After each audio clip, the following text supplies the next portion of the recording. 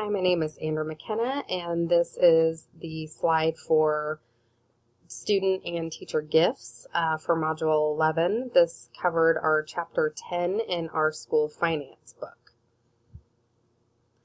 What is considered a gift? If it's able to actually leave the school with the child or the staff member, then it is considered a gift. If it's required to stay and it's part of the school, then you don't have to worry about it because it is school property, and then it's not considered a gift. For student gifts, they need to be incentive-based for the purpose of funding. Things to consider is it an incentive for a fundraiser event? If it's being given to the student, they would have to participate or earn it in some way. How is the cost going to impact the overall fundraising profitability? They need to be frugal, in a sense, when it comes to the amount they spend on the incentives so that it doesn't hinder the making money portion.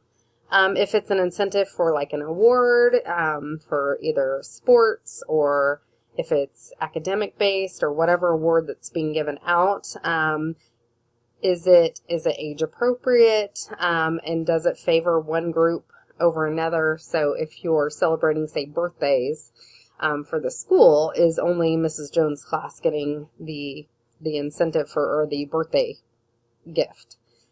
So it needs to benefit all of the group or all of the school. Gifts for teachers and staff. So some things to consider is, are you following the written procedures? There should be written procedures in place in regards to teacher or staff gifts. It also needs to be decided upon by a committee and not just an individual. Is it coming out of that committee fund? So some call it the Staff Remembrance Fund. I know at our school it's the social committee that handles those things.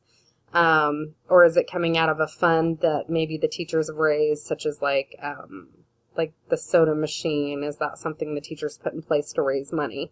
Is it reasonably priced, or did you spend way too much money on it?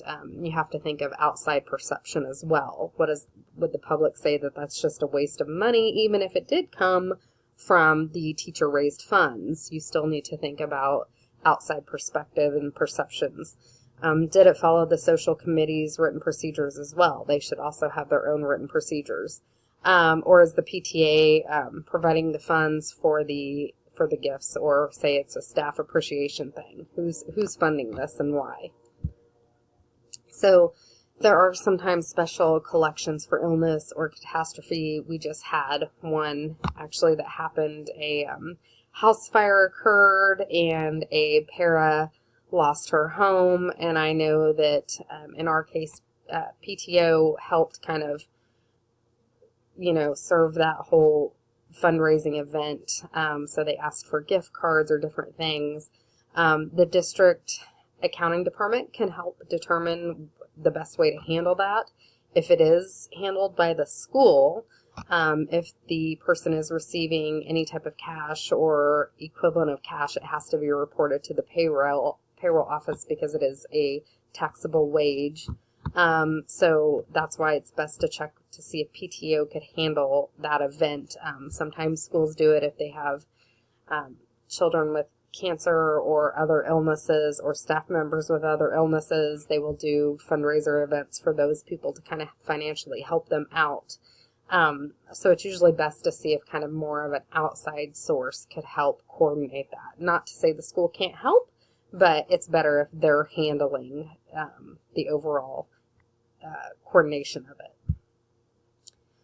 So those were the ways that the book covered, and it's also very similar to how my particular school handles those type of events. So it's just really important to ask if it's in fact a gift, and ask yourself those different questions before going through with purchasing and giving. All right, thank you. Bye.